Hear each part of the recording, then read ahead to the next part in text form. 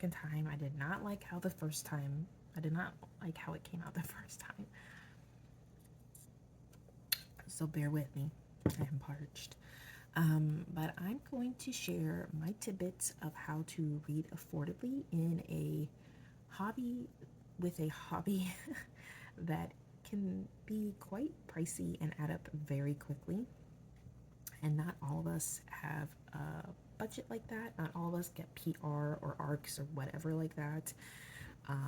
And we kind of want to, just be able to read everything that we can, that we see, that's pushed down our throats on Instagram at the same time. So I'm going to start off. I'm going to try to do this, not make this a long video. Sorry, I feel like I got to sneeze. We're starting from free to semi-costly, but still affordable in my opinion. Again, might not be affordable to everyone otherwise. Oh, jeez. I feel like I'm going to sneeze.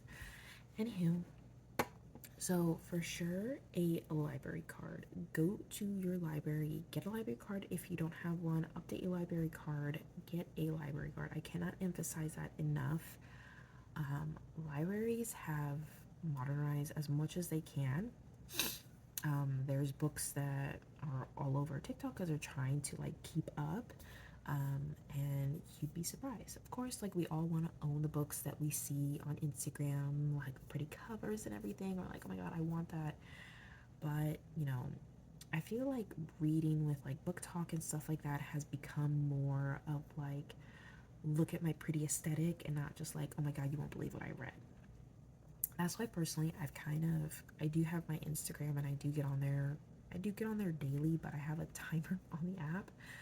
I used to be 30 minutes. Now I think it's like 10 minutes, and then the app kind of like locks down. I can unlock it, but it allows better, for self-control for myself. Because just a couple times I would just be on there and I look at the clock and like 3 hours have passed and I've wasted my time, honestly. But you see, like, if you follow anything book talk related, it's like, oh my god, you have to read this and look at my library and this and that. And it's beautiful and I'm so happy for them, but it's just kind of like, it's more of like, you need to buy this. And they do give kind of like a little bit of tidbit of like, what is it about? But it's, it just becomes like, you need to buy this. And I don't hear enough people talking about like, hey, before you buy this, check out your local library to see. And I would love to support all my favorite authors, like fully with my full pocket, but realistically, I can't. So the best that I can do is read and maybe share with you guys, And occasionally there is some books that I do wish to purchase, and hopefully that can help contribute to authors. And when I eventually, if I ever do write my own book and publish it, I would want financial support as well, obviously. But again, realistically, it's just like, what, it's things you can't like stop or get rid of. Like, everyone is trying to make a living, and I totally understand and respect that. But at the same time, not everyone has that expendable budget for like creating this beautiful library behind you to buying every book that you see on Instagram. So yeah, my first thing is to get your library card. It is completely free, and you would be shocked at the resources that your local library has. Every library is different, but a lot of them, especially in any major city, offer great e-resources. So there is Libby. Another one that my local library uses is Cloud Library, and there is Hoopla. And Libby is great. My Libby is not that great, unfortunately. I can't even remember the last time I used it. I check on there, but nothing's ever available of like what I like to read, which is really annoying and stuff like that.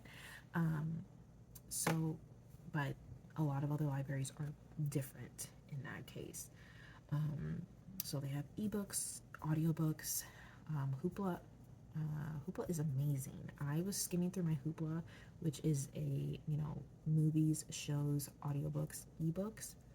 Holy crap. There's authors on there that I didn't even think would be on there, which was like insane. A lot of them were like indie authors. Maybe Rena Kent isn't much of an indie author anymore because she does sell like at Barnes and Nobles, and maybe she did get like a publishing deal that I'm not aware of.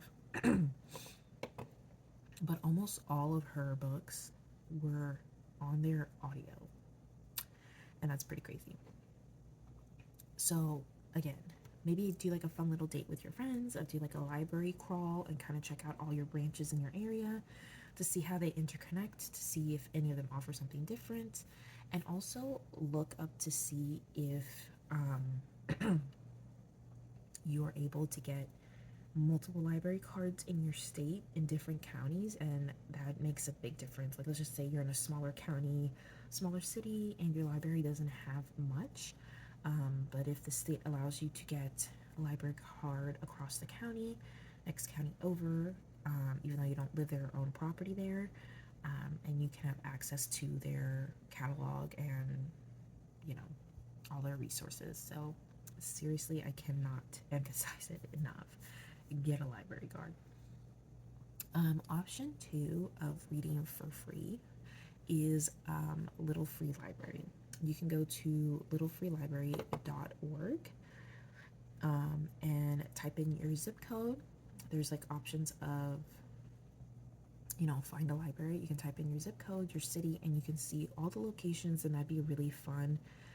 Let's just say you're reorganizing your own library, whatever you have of books at home, and there's stuff you want to give away or like donate. You're not trying to resell it or anything like that.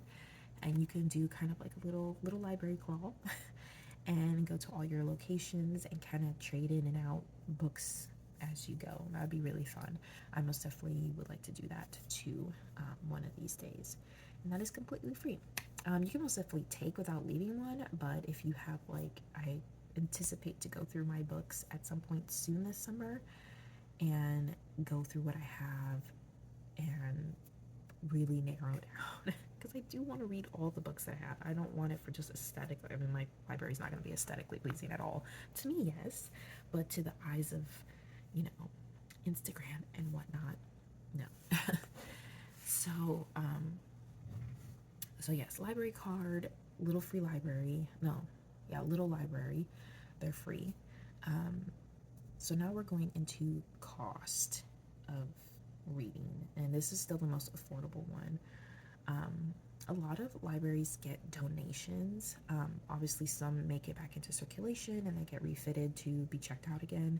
Let's just say, like, we're down low on copies, or replenishing a book. Yeah, low on copies. Yeah, pretty much.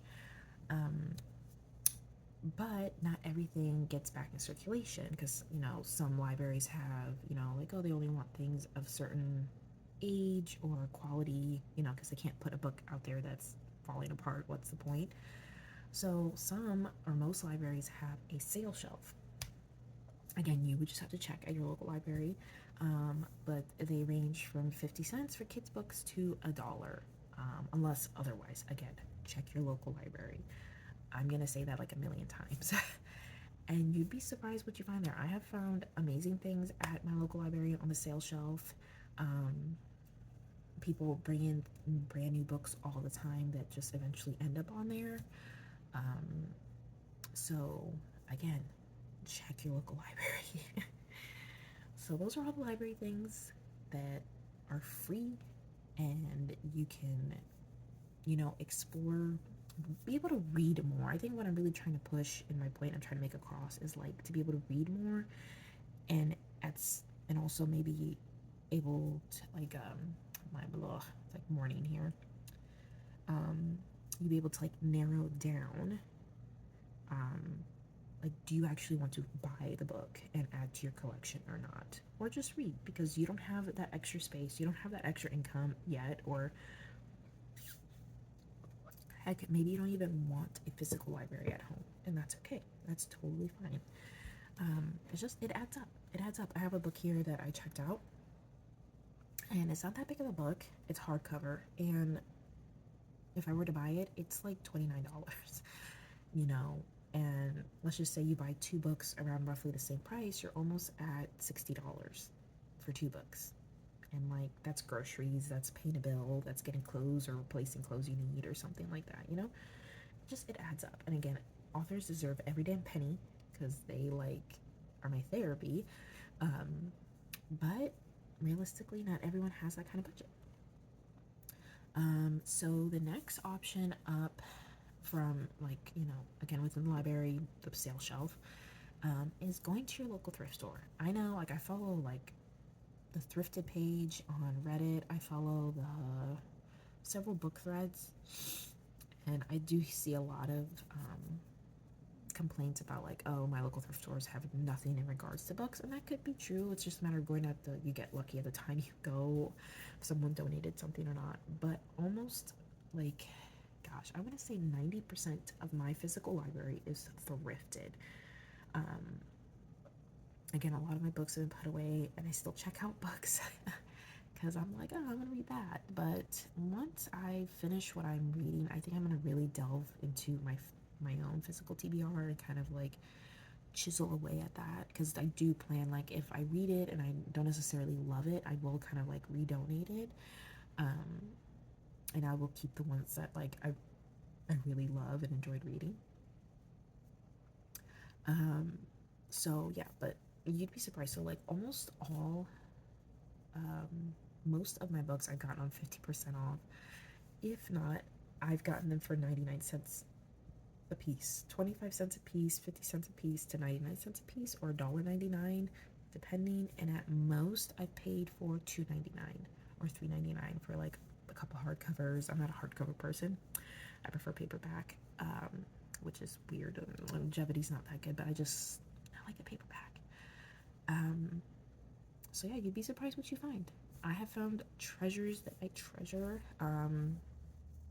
Again, what I like to read is not necessarily what's trendy. It's not the new book you see on Instagram, but I still have found and discovered amazing authors and books that I will cherish forever.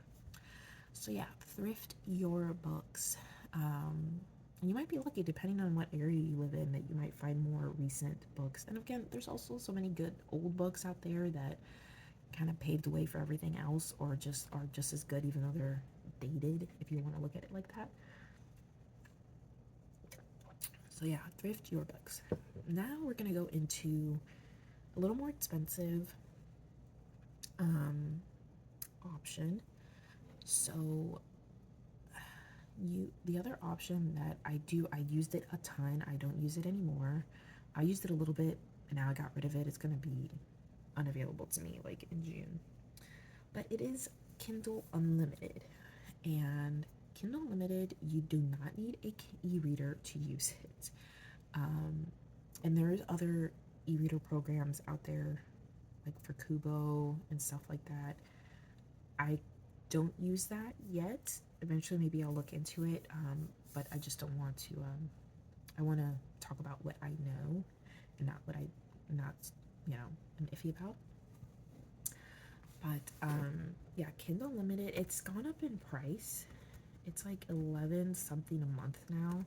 I saw, because I got 2 months for 99 cents, and they always have deals. Let me tell you, they always have deals. So let me see exactly. I'm gonna go to Kindle Unlimited. They have so many books. Yeah, so it's like $11.99 a month plus taxes. So it'd be like 12 something or so.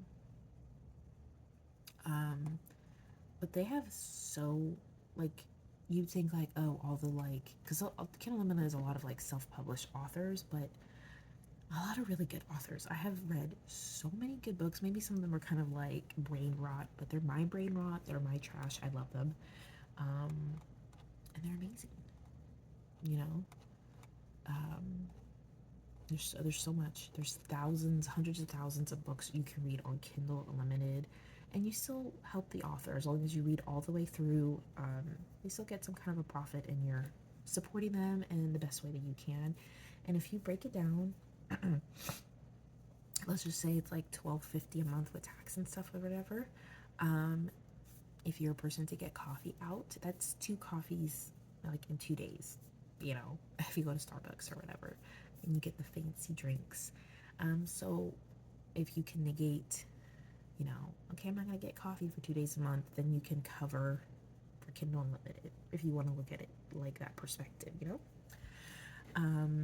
And you can just get the app on your phone and read from there. You do not need a e-reader. And then the next expensive thing is getting an e-reader to then, because you can also find tons of free ebooks on Amazon all the time, and there's like Stuff Your Kindle days and all that stuff if you keep track of that stuff through Instagram. But so I'm gonna look up a Kindle on eBay. And I mean, there's so much you can find.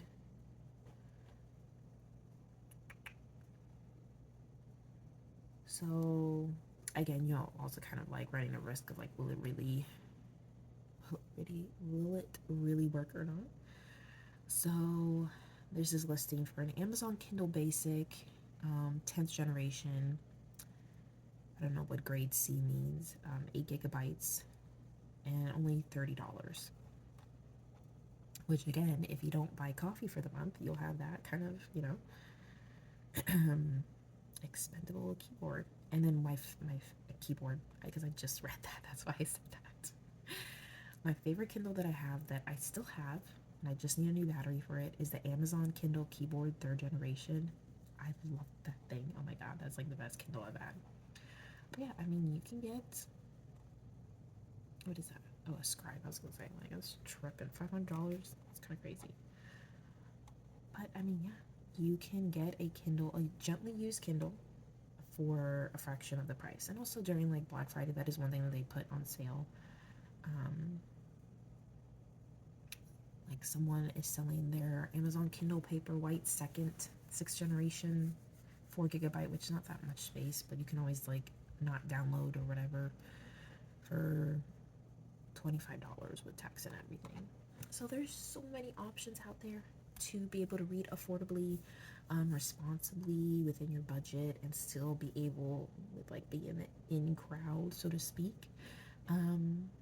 So yes, in conclusion, get your library card, go to your library, see all the options there, and every now and again, if you have time, hit up your thrift store. You never know what you might find. I always get like this feeling of like, I need to go to a thrift store. I think I'm gonna find something, and I always do. I call it my sixth sense. But yeah, I hope this video was insightful. Reading is my #1 passion, besides everything else in my life. It's like #1 of my hobbies, and then it's like knitting, drawing, and everything else that I do. But I cannot recommend it enough to be able to dive into a world, to go on an adventure. If you read fiction or even nonfiction, there's a lot of great nonfiction out there. Now that I'm one of the books I am reading, that I'll eventually talk about. But yeah, I hope you enjoyed this video. I hope it was insightful. And yes, go get your library card, and I'll see you in the next one. Bye.